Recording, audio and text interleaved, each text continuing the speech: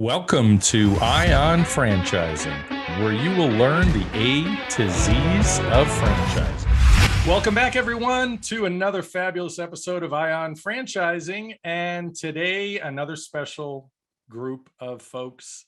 This is going to be a good one. So let's see. Let's do the introductions. The first individual I'm going to introduce, she has a sales and marketing background. And of course, she's a mom of three. I say, of course, the hardest job in the world. She launched her own fitness brand back in 2008. 2015, she became a multi-unit franchisee of Cycle Bar. And in 2020, she got into franchise development. And 2021, she joined the Franchise Fast Lane family as the brand director of today's featured brand, Strickland Brothers 10-minute oil change. Welcome, Lisa Palmer.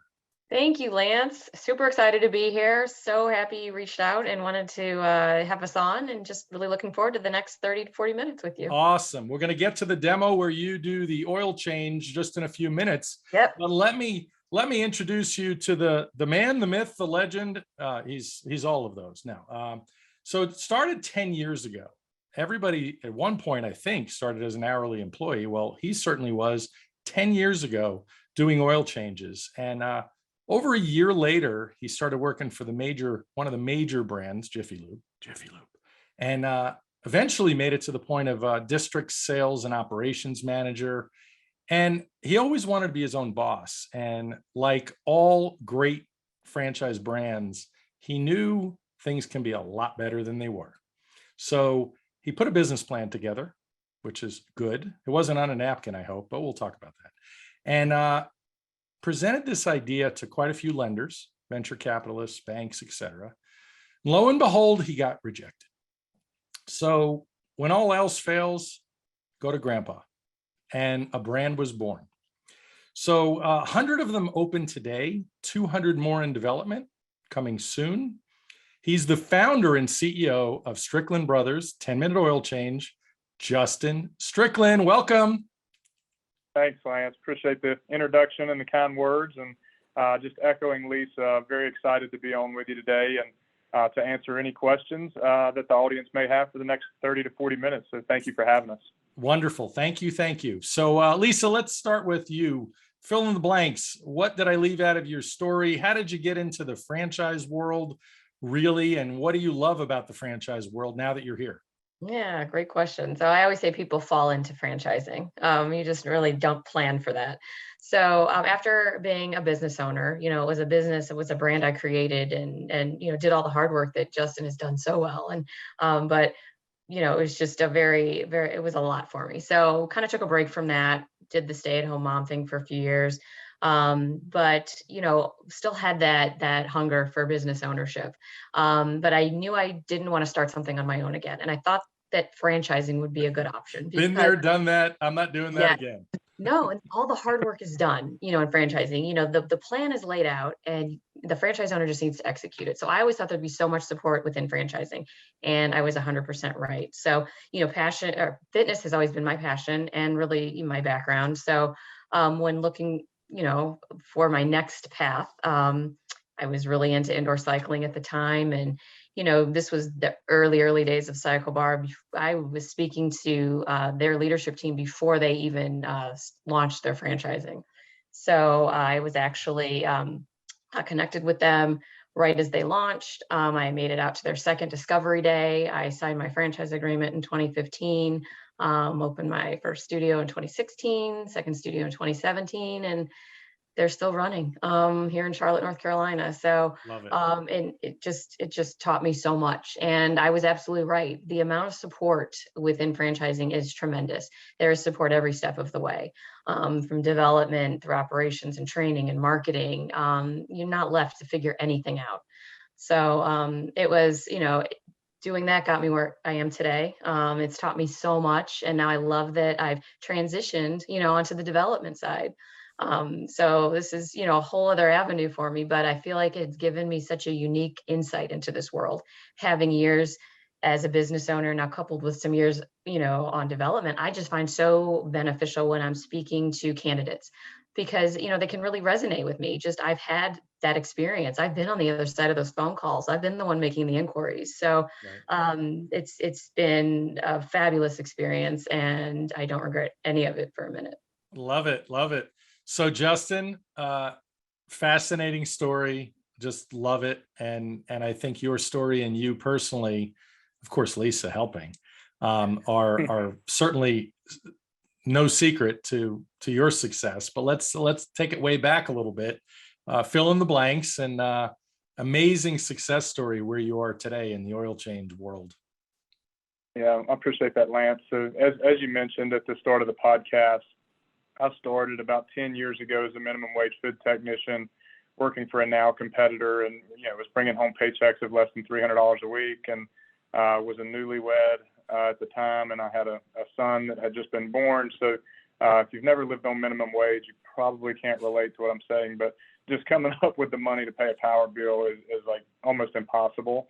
And so I think the initial why for me was just the competitiveness and hunger to provide a better life for my family, which hence the fast growth through various competitors to a district sales and operations person for Jiffy Lube. And then ultimately having exposure to multiple brands that are now competitors led me to believe that there was a much better way to take a dated industry and put technology behind it and kind of a more modern vibe to it. And then compete with some of the legacy brands, so to speak. And so when we put that business model together, and as you said, we took it to a number of venture capitalists and lenders and banks. And unfortunately, I only had about $6,000 to my name at that time and was asking for like $1 million. So I understand they were looking at that as pretty high risk. And my grandfather, who was just an incredible figure in my life, called me one night and asked me to come eat dinner with him and my grandmother, which I did regularly.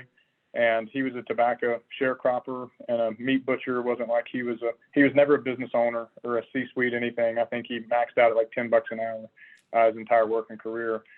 He raised 4 kids and 5 or 6 grandkids, just the ultimate servant leader. Had an appraisal done on his house that had been in my family for 70 plus years. And the appraisal came back at $61,000 in 2012. And so he agreed to max it out for $35,000.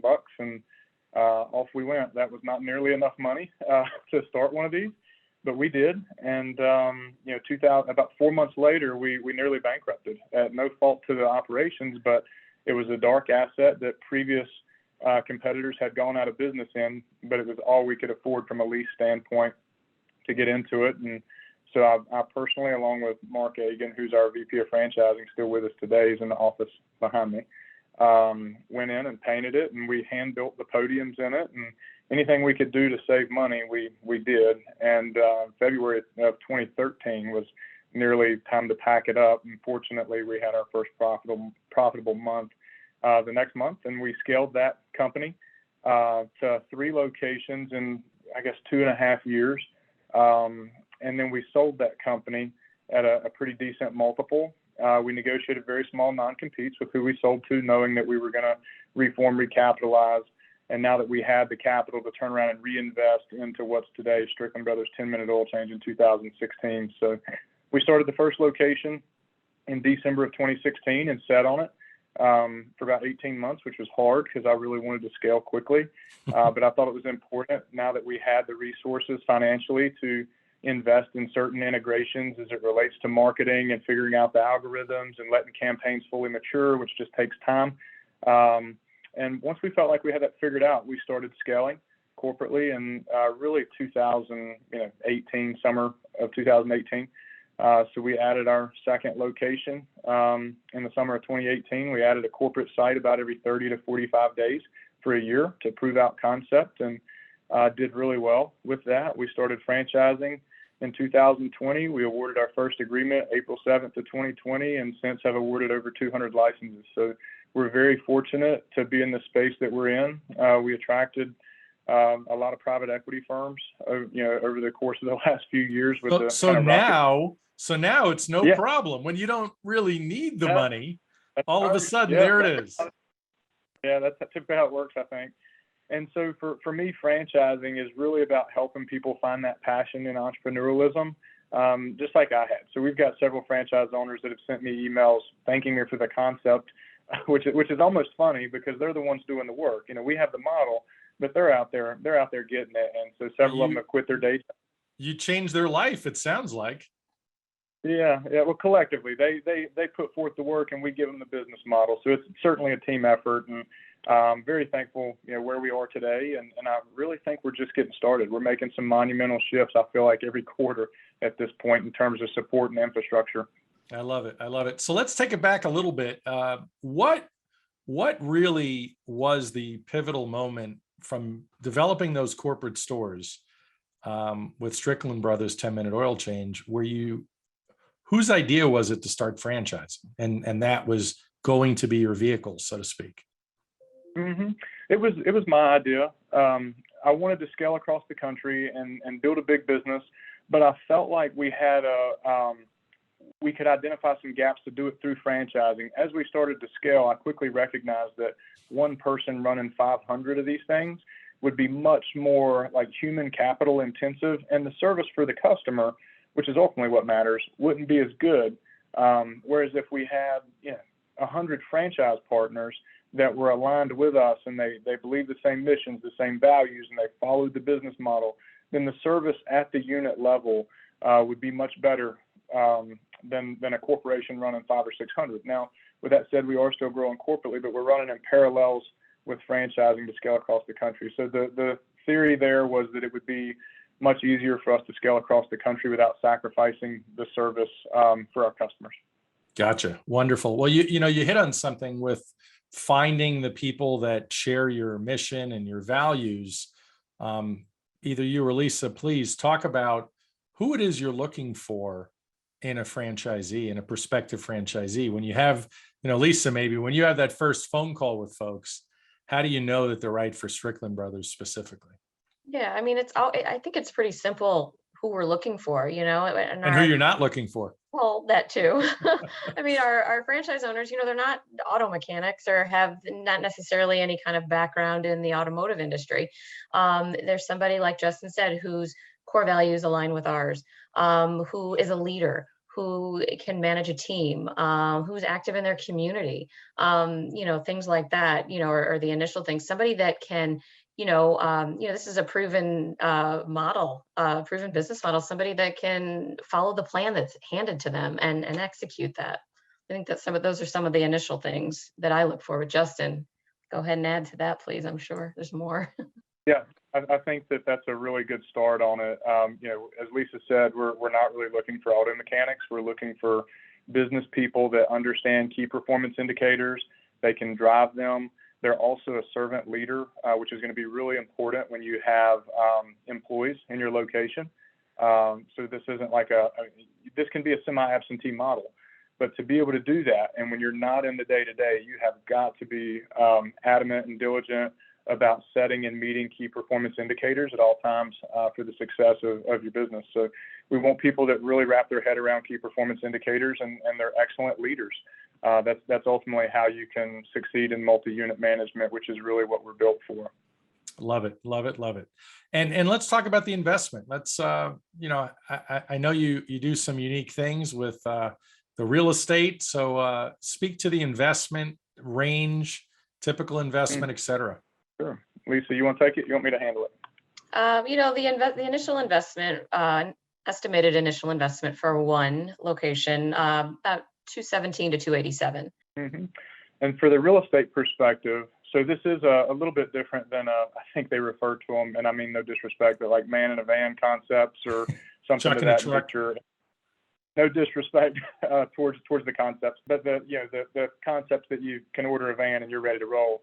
There is this real estate and construction dynamic, and that was always going to be kind of this hurdle in a retail industry when you have single tenant net retail. And so over the last 10 years, obviously, I became very self-educated and learned some lessons in real estate, particularly commercial real estate. So we have a lot of development partnerships where we have, as of today, about $350 million in committed capital for franchise owner real estate projects. And that's how we're able to do some of these for a much lower item 7 than going to own the real estate, building it out yourself. And so we have this robust developer program, essentially, to where when franchise owners come in, we don't mandate they use it. It's an option for them at no cost.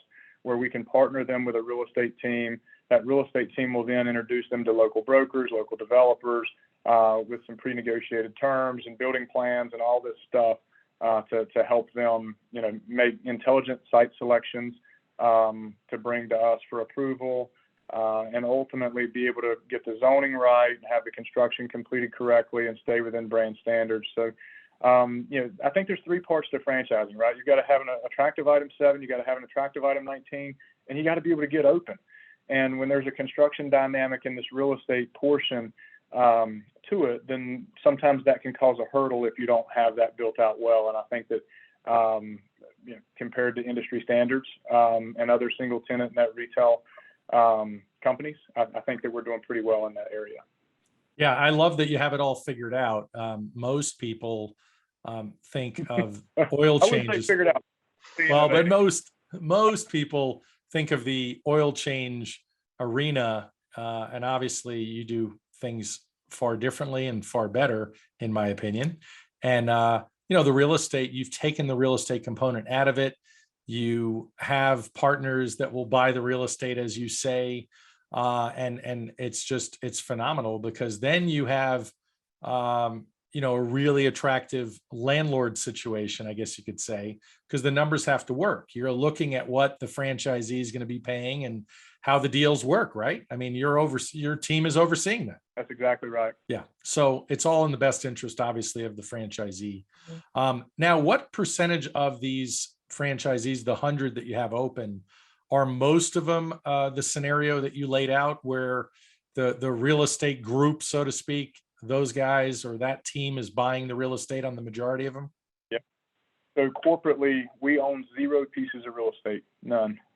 So we would never recommend a program to a franchise owner that we don't follow ourselves corporately. And in terms of the franchising side, I think we may have 2 units that are owned, that have the real estate owned. One of them, they opted out of the developer program, and ironically enough, they're a developer and they like the concept, so they wanted to come in and develop their own.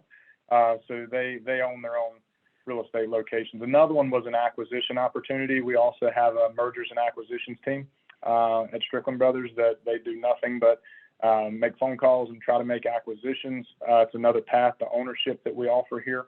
And so, in some of those cases, it makes sense for the owner to own the real estate. Not all the time. Sometimes it still doesn't, but sometimes it does, in terms of SBA lending and being able to extend that term to 25 years rather than a 10-year goodwill loan, and increase cash flow, all that good stuff. So we're very well versed and familiar with the SBA structures, but and the real estate ownership. So for the most part, 95% plus, they follow the same thing and have a real estate partner come in and buy the real estate that we introduce to them. But on those 2 occasions, a little different. Love it. So regarding some of the things you threw out, item 7, item 19, for those of you listening, the franchise disclosure document has 23 items. And if you have listened to my podcast before, I've had my friend Amanda Dempsey, a franchise attorney, break down all 23 items for that franchise disclosure document to help you guys play along at home, so to speak. So let's talk about the process. Lisa, describe the franchise process, really how you get people in the queue, in your funnel, so to speak. Brokers like myself are introducing candidates, but, there's obviously a first phone call. And what is the process? Yeah, so once a consultant gets their candidate registered with Fastlane, the first step is an intro call with myself. And the first call is just what it sounds like. It's just an opportunity for us to get to know each other a little bit. I'm looking to learn a little bit more about the candidate, hear their background, their story, hear what they've got going on in their life. And, I want to know about their family. I want to know what they like to do for fun. And then I share a little bit about myself and Fastlane, just so they know who they're going to be speaking with over the next few weeks. And then we just get into some, questions they might have about Strickland Brothers. After that, we take it to the next step, which is the second call, which is unit economics. And it's everybody's favorite call because it's all numbers. Everybody wants those numbers, and I save it for its own special call just because it's, there's a lot of info, and I want to make sure that I have time to, walk candidates through everything. But we're looking at the item 7, we're looking at the item 19. I have an interactive workbook I take candidates through where we can build out a budget, they can build a pro forma. They can build their investment. And then I email them that workbook after that call, so they have the opportunity to take some time and go through that on their own. They also receive the FDD after that call. After that unit economics call, they get to start hopping on group calls. We have group leadership calls with Justin and the rest of the Strickland Brothers leadership team. This gives the candidates an opportunity to meet the team, very early in the process. Come at them with any questions, and there's other candidates on the call, so they may hear something they didn't even think of. We also have group franchisee validation calls, and these calls recur every week, so candidates can hop on these as often as they like, but the validation calls are with current Strickland Brothers owners. And describe how the validation calls go. I mean, there's an opportunity to ask questions, or how does that work? Yeah, it's just open forum Q&A. I have a handful of great Strickland Brothers, current Strickland Brothers owners. I rotate out, and candidates hop on and they just ask away. It's a great perspective for them to hear, from a franchise owner. They can hear things from me all day, or from, the corporate team, but I think it's such a wonderful opportunity to hear, a day in the life of a current owner, what it's like to be a multi-unit owner, Right. things like that. So that's that early in the process, which I also love. Then we get to the mapping call, which is everybody's second favorite call, because we're looking at territory. Yeah. So What do I get? What do I get? Where can I be?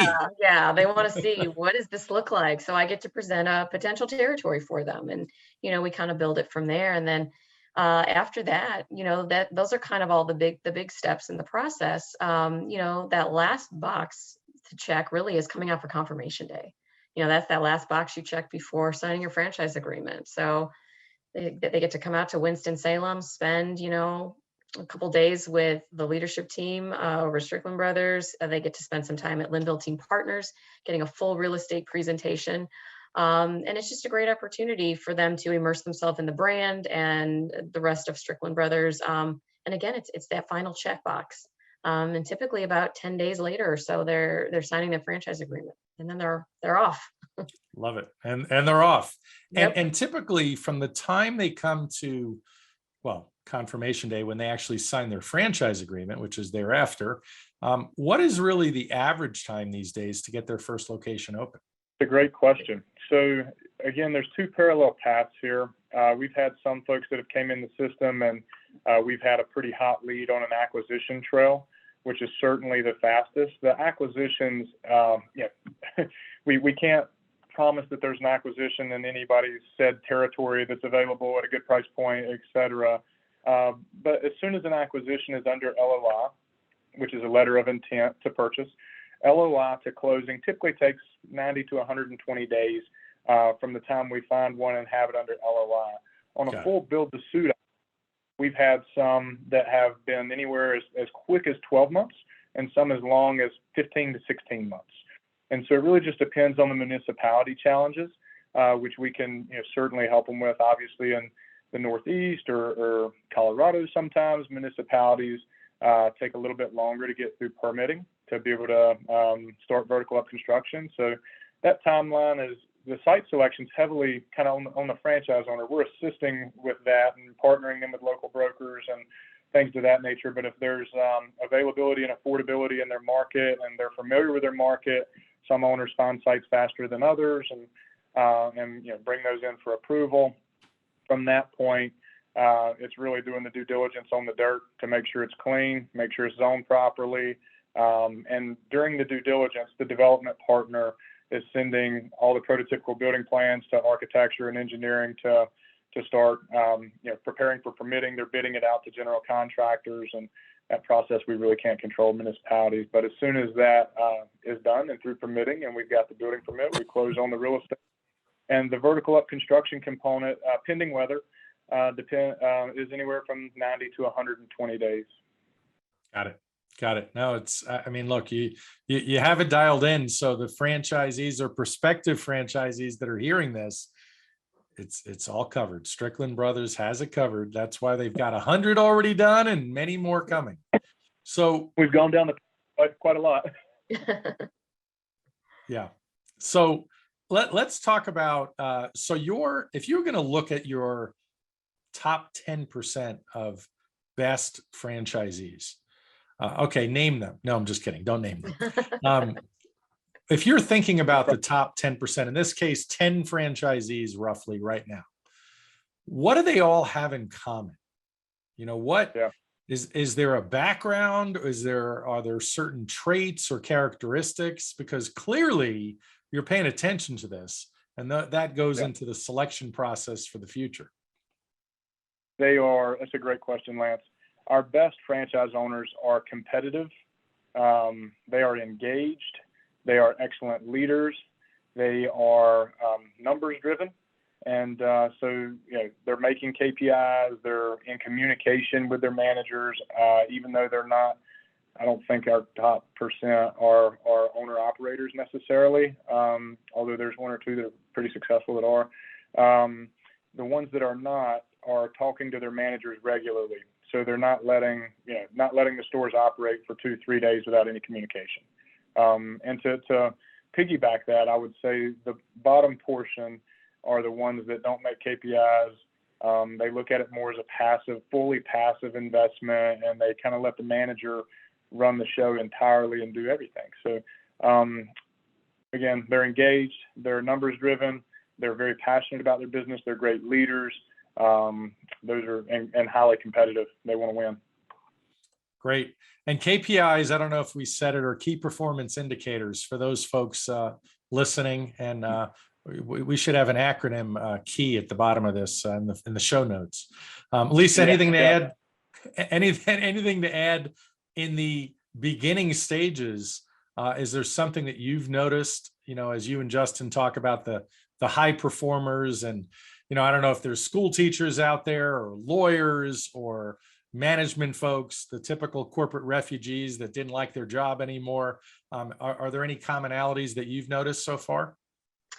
Not really. I think, Justin really hit it on the head. I think the story, though, that I hear most often with candidates are those, corporate refugees, somebody who is looking, they're at that stage in their life where everything's kind of shifted. Kids are grown, they're out of the house, they're looking for what's next, so they're looking for that next opportunity. And so that's kind of, I'd say, a good chunk of my candidates they're looking for something for themselves. Got it. And what out of the 100 stores at this point, or you could even talk about the future owners, the additional 200 that are in some phase of development, how many are going to be multi-unit? What percentage of those 300, let's just say, where they're going to have more than one location? Yeah, probably 90%. The majority of our owners are multi-unit owners. We're built for scale. And that was a goal behind Strickland Brothers, was to try to simplify the business model, make it very easy to understand, make it easy to train on, and allow people to scale. So yeah, I would say at least 90% of them are multi-unit owners. Well, where I come from, having owned franchises before myself, I know that when there are multi-unit owners, and quite a few of them, I know there has to be some good economics. Obviously, you're paying attention to the KPIs. You can talk to each you'll have an opportunity at validation. But now let's talk a little bit about the item 19. The item 19 in the franchise disclosure document is the financial representations, earnings claim, et cetera. And some brands just put sales, in various categories, and other people put margins. What do you show in general in that category for people to get excited about? Yeah. So in item 19 for our 2021, 2022 hasn't been filed yet, but 2021 franchise disclosure document, item 19, we focus on Ebitda, which is earnings before interest, taxes, depreciation, amortization. Most businesses are valued on Ebitda. And so we understand that our owners, in some cases, everybody starts with a why. Like, why are they getting in business? Some of them are wanting to build a business to sell it and make money. And one thing that makes this an attractive option is there's recurring revenue, which naturally increases your earnings multiple, which would be based on Ebitda. So our item 19 will show Ebitda, and out of the locations that are disclosed in item 19 for 2021, the average Ebitda was $145,000. Wonderful. And obviously, you don't have people signing up for multiple locations unless they're really happy with that ROI. So great job on that. And from experience, I'm sure that'll continue to even grow from there. It's pretty amazing the power of your brand. And as you guys continue to grow and, become that beacon for people to understand, the Starbucks of oil changes. Did I just coin a phrase? I don't know if that's good or. So one thing I forgot to ask is regarding the revenue streams. This isn't just the oil change business, although that's a lot of your business. So share with us what your revenue streams are besides oil changes. Of course. So at Strickland Brothers, we offer basically 7 services. A lot of them are preventative maintenance, obviously, oil changes being one. But we also offer air filter services, cabin filter services, wiper blades, light bulbs, state inspections in states that have state inspections, tire rotations, and a couple of select additives as well. In some of our locations, through the acquisition channel, we're not building them currently. We also have some car wash concepts that are attached to some of the merger and acquisition opportunities that we have. So a couple different revenues there, and the additional services in a normal service center typically encompass 30 to 35% of the revenue. So it's pretty healthy and meaningful. Sounds fantastic to me. Sign me up. So yeah. What Lisa or Justin or both of you, what did I miss today that we need to have the listeners know about Strickland Brothers? I think from my perspective, and then Lisa, I'll kick it over to you to end it, but I think the important part is understanding in any franchise network. So whether someone decides to franchise with Strickland Brothers or somewhere else, you need to really vet the franchisor and ensure that they're there for the best interest of the brand. I would start at the top, start with the CEO and find out what their why is. Why are they even in business? Why are they doing what they do? And for me, it's changed over the years. Initially, as I mentioned earlier on the podcast, it was to simply not make minimum wage anymore and be able to provide for my kids and my family and have that opportunity to grow. And as time has gone on, it's certainly shifted where it's not at all about money. If the board decided tomorrow that my salary was $0, I would show up tomorrow and come back to work with a smile on my face. So I really enjoy what I do. And my why is almost like a reverse funnel impact. I really hope to impact not just the people in our office, but outside of it. Our franchise owners, our store level employees. I'm heavily driven by the development of our brand and ultimately our people. So I think that that's an important understanding that the listeners need to have of Justin Strickland. And ultimately, if Strickland Brothers isn't the brand for you, I would strongly recommend that you vet the CEO on what their missions are and what their why is. I love it. I love it. Love it. Lisa, any additional thoughts? I guess final few thoughts before we wrap up. I just want to just speak to this opportunity itself. I mean, it's just such an amazing, unique opportunity, especially that real estate piece is so unique, not only in this industry, but in franchising in general. And to be able to own this brick and mortar location for such a low investment opportunity is really unheard of. I use myself as an example here, being a business owner, and I pay rent on both of my studios, but I also had to incur all of the construction and all of the build out costs and all of the headaches that came along with that. So when I learned of this opportunity and that I would be representing it, I was like, holy cow, where was this years ago when I was looking for an opportunity? Because that's like, I would have jumped on this. And unfortunately, we are sold out in Charlotte. So, unless I go somewhere else. But this opportunity is amazing. I would love to share it and talk more with anybody that's listening. Anybody that just, has a passion for multi-unit business ownership and, is looking for something semi-absentee, let's chat. I would love to tell you more. I love it. I love it. Well, thank you, Lisa Palmer. Thank you, Justin Strickland, Strickland Brothers, 10-minute oil change. Amazing episode. Thank you both. Thanks, Lance. Thank you very much for listening today. Please like, follow, and subscribe. This is Lance Graulich. Until next time.